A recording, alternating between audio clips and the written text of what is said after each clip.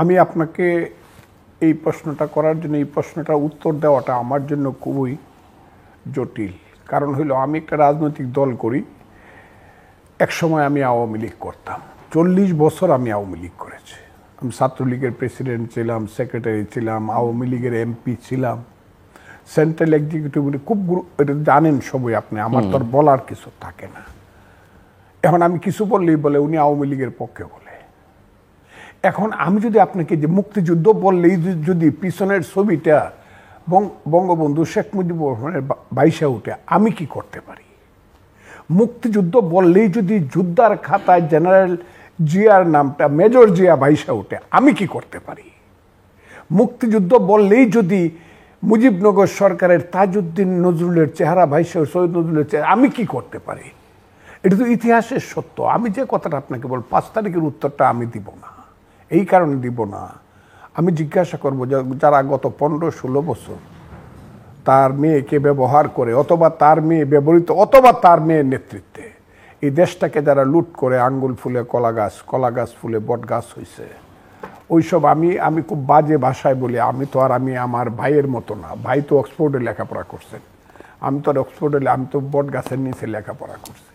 তো এই হারামজাদারা কোথায়, যারা বঙ্গবন্ধুর জন্য জীবন দিব? এমনকি বড় ব্যবসায়ী শাহ আলম সুবহান, তার ছেলেরাও বলছে জীবনে তো আপনার সাথে আছি, মৃত্যুতেও আপনার সাথে থাকবো। আমি শুনছি কান দিয়ে। হোয়ার দে, তারা কোথায়? এই হারামজাদারা যে লাখ লাখ মিছিল করতো, এরা কোথায়?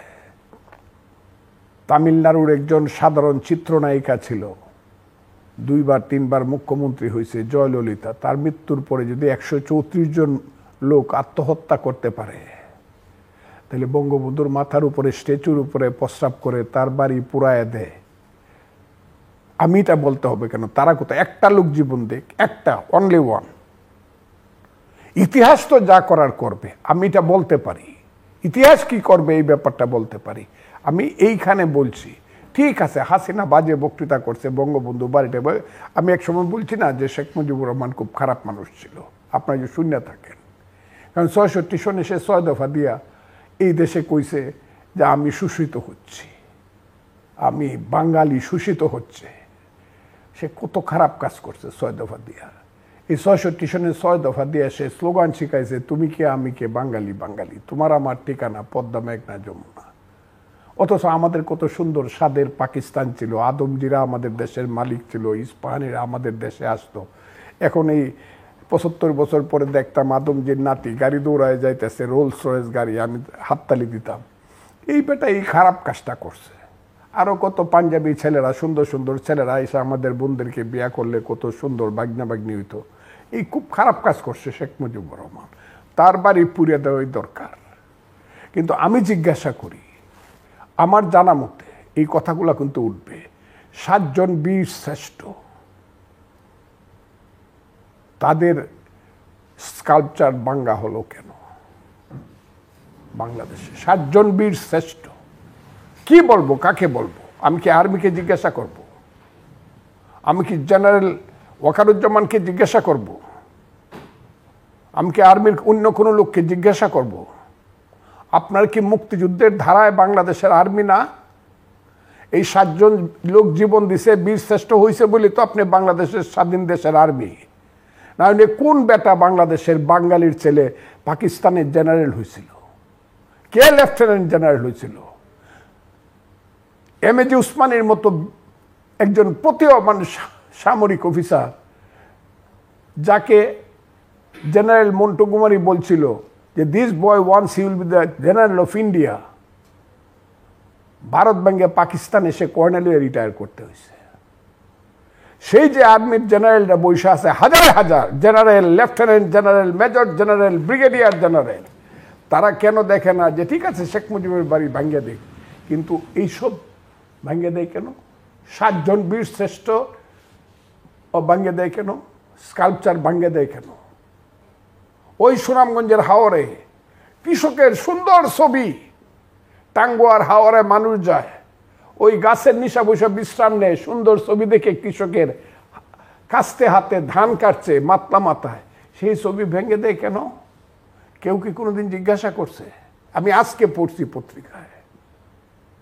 তাইলে এইটা শেখ মুজিবের বাড়ি পোড়ানো, তার ছবি ভাঙ্গার প্রশ্ন না। এটা হলো মুক্তিযুদ্ধকে পুরায় দেওয়ার ব্যাপার। যে মুক্তিযুদ্ধ আমার মা, বাংলাদেশের মায়ের নাম হলো মুক্তিযুদ্ধ। আমি বারবার কথাটা বলতে যে কেউ না বুঝে আমার, কারণ মুক্তিযুদ্ধ করছিলাম বলে এর পেট ছিঁড়েই বাংলাদেশটার জন্ম হয়েছিল, না হলে এটার নাম ছিল পাকিস্তান। কাজে যারা মাকে স্বীকার করে না, যে মায়ের ঘরে জন্ম নিচ্ছে তাকে স্বীকার করে না, তাদেরকে আমি কি বলবো? মুক্তিযুদ্ধের পেট ছেড়ে যদি বাংলাদেশ হয়ে থাকে, মুক্তিযুদ্ধ স্বীকার করে না, বাংলাদেশকে বাংলাদেশের প্রধান উপদেষ্টা হন কেন? বাংলাদেশের উপদেষ্টা হন কেন? আমি মনে করি বাংলাদেশ এখন এমন একটা জায়গায় দাঁড়াইছে, আর যদি বেশি দিন যায়, জনগণ যদি শুধু দেখবে তা না, জনগণ একসময় রাজপথে নামবে।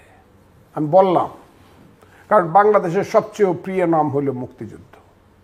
যে যত কথাই বলুক, মানুষ সুপ্ত থাকে, কারণ বাঙালিরা যখন ঘুমায় তখন কুম্ভকর্ণের মতো ঘুমায়, কিন্তু যখন জেগে উঠে তখন 100 সিডাক্সিন খায়ও ঘুম পাড়ানো যায় না, তার আশা পূর্ণ না করে। মুক্তিযুদ্ধ তাকে যেভাবে অপমান করা হইল, আমি তার ব্যাপারে বলতে চাই যে আজকের এই বাংলাদেশ জানি না কোথায় যাবে, তবে এটার একটা ঐতিহাসিক একটা কি বলবো কালমিনেশন, বিচার হবে, ঐতিহাসিক একটা পরিণতি হবে, যে পরিণতির কারণে বাংলাদেশ যাবে না, বাংলাদেশ থাকবে। কিন্তু যারা আজকে মনে করতেছে যে এটাকে পাকিস্তান বানায় ফেলবে, আজকে যারা মনে করতেছে এটাকে আফগানিস্তান, ইরাক বানায় ফেলবে, আমি কথাগুলো সবসময় বলি, বা আজকে যারা মনে করতেছে যে এটাকে IS এর রাজত্ব বানায় ফেলবে,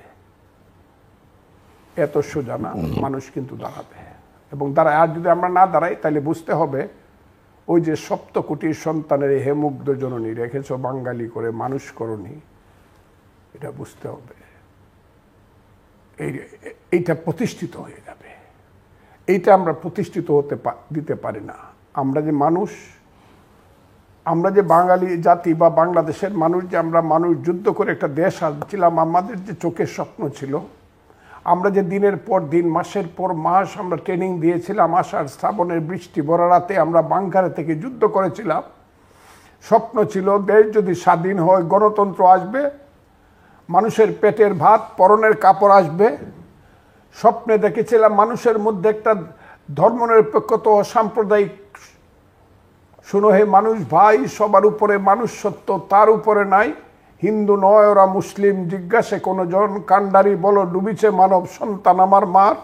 এই দেশটা আসবে, আন্তর্জাতিকভাবে মাথা উঁচু করে আমরা দাঁড়াতে পারবো সারা পৃথিবীব্যাপী। সেই স্বপ্নটা আপাতত যদিও বাধাপ্রাপ্ত হয়েছে না, শুধু সাংঘাতিকভাবে ক্ষতিগ্রস্ত হয়েছে, কিন্তু বাঙালির সুসন্তান জানা, বাংলাদেশের সুসন্তান যারা আগামী প্রজন্ম, বাঁচতে হলে আমাদেরকে সেই স্বপ্ন নিয়েই বাঁচতে হবে, এবং সেই স্বপ্ন বাস্তবায়নের মধ্য দিয়ে আমাদেরকে বাঁচতে হবে। এবং আমি এটা বিশ্বাসী, যদিও আমি পৃথিবী থেকে চলে যাব,